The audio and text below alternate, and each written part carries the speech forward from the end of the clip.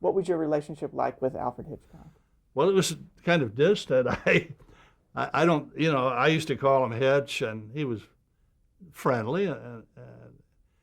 He wasn't a mean man at all. But he was a very smart, sharp individual, and working with Hitchcock like working for God. If you didn't like it, there's no place you could go. You know what I mean? He was the absolute boss.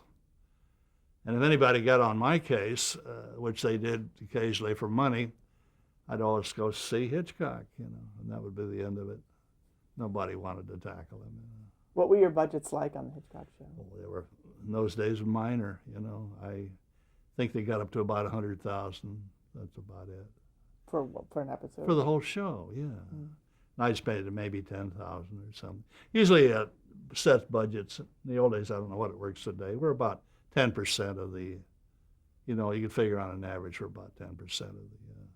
But you got a lot for your money, So you had $10,000 for one half hour. Yeah, and sometimes you'd go 20, then be hell to pay, Were there times when you had to say, listen, I can't, there's no way I could make the amount If I was dealing with Hitchcock, I couldn't do that.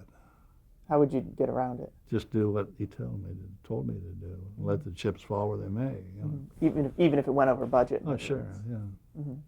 You might got to go back and question him. I mean, that'd be disastrous. Do you remember any times where you did go over budget for any Many reason? times, sure. I could tell you about the time with that film that won the Director's Award for him, and it got me a nomination. It was, the well-known film about having a frozen piece of meat and hitting the guy on the head, and he's eating it later, the police, and took place in New Zealand. And I was in the midst of a huge budget fight over putting the thing on the stage. I had a very large stage to put it on, and I had an idea to do it in false perspective. Production office was on my case, and they decided that Hitch should go out in the desert and see this chicken farm in somewhere out by Palmdale. And so he, under the pressures of money and all, he decided he'd go look at it. And I remember meeting him in the morning. He had a limo and it was kind of black. And he said, ride with Hitch. I thought, oh, Christ, I'm going to have to ride with him because he's not going to speak to me. And so off we go to Palmdale, And he's not in his element, and he's not happy. And he's not speaking to me, and I'm not speaking to him because I don't know what the hell to say to him anyway, So we get out at Palmdale, and it was one of those days, maybe 110 degrees. The dust was blowing. There was a little house, and a huge chicken house in the back. And the production manager says, this will work. We can drive up here. And supposedly New Zealand, which doesn't look at all like Palmdale. And Hitch knew that, And so he said, now come on, you have to see the chicken house. So we walk in the chicken house. And God, the chickens are flying all over hell, and there's dust and wings and feathers flying. And Hitch is standing there in his black suit. And I look down at his feet, and he has, these shiny black shoes, and they're covered with chicken crap and feathers. And he says, Jack, let's go talk. So we went out to the car, and then Jack said, Jesus, how soon can you get it ready on the stage? And I said, well, I'm defensive as hell then. I said, I can probably get it ready in 3 days, but it's going to cost for overtime. I'll have to have 3 shifts. And so anyway, back we go, and I build the set in a total panic. But I thought it was one of the better Hitchcock things, actually, But talk about his reaction. Jesus, it was very funny because he hated to be out in the sun, to begin with, and was not in his element. Yeah. I remember a lot of strange things about him, like waiting for the lead-ins. We always lined up lead-ins, and they'd like 1, 2, 3, 4, 5. We do maybe 6 shows or 5 shows at once, and I'd always line up the sets.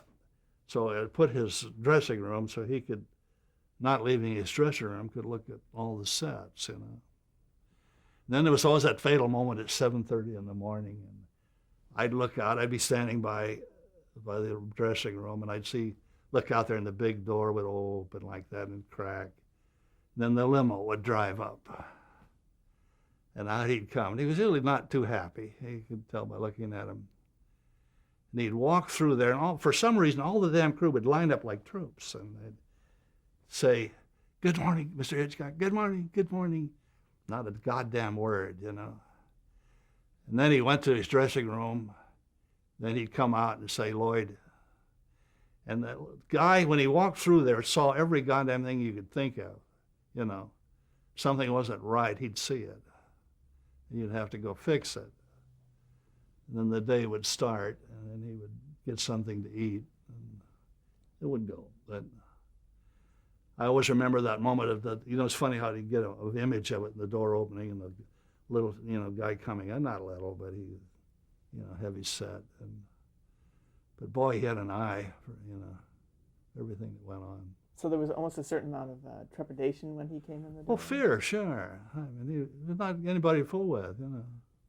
Now, let me go back for just a minute. That Yeah. one episode you were talking about, this was the Lawrence Harvey episode? Yeah, I think Arthur. so. Yeah. Arthur. And why did Hitchcock, why did you go on location at all? Just to Because I was spending too much money.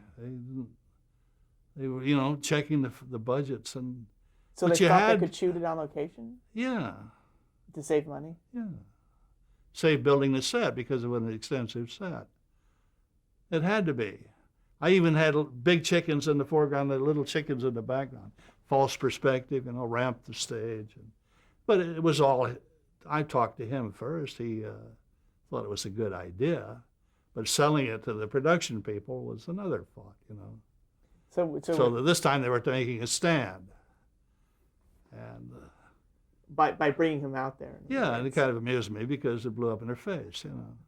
But there was always that war going on, you know, constant underground war about money and art. Art and money are two different things, you know. Now, what was Hitchcock's attitude toward the art direction and how much interest? Well, he was an art director, so he was very he was always interested in it. You mean he started that way? Yeah. Before he was a director, he was an art director. So he thought like an art director, you know. He always did tell me that if you can't do something big, do it small, but do it right. I remember we were talking about London, and you know those lampposts in London have the dolphins? He said that, now we sure as hell can't do the Thames. He said we can do a lamppost. And let's do a lamppost that's just right, and everybody will think they're at the Thames, which is the truth, you know. But if you do the lamppost wrong, you're in deep trouble, you know. So you have to explain to people that you're going to build a lamppost that maybe costs $5,000. They say, well, what the hell is the difference? Use an ordinary lamppost. Well, anybody that knows is familiar with the lampposts in London. I know I am. I walked around and looked at them. And he had, you know, that knowledge, which works, you know, it really does.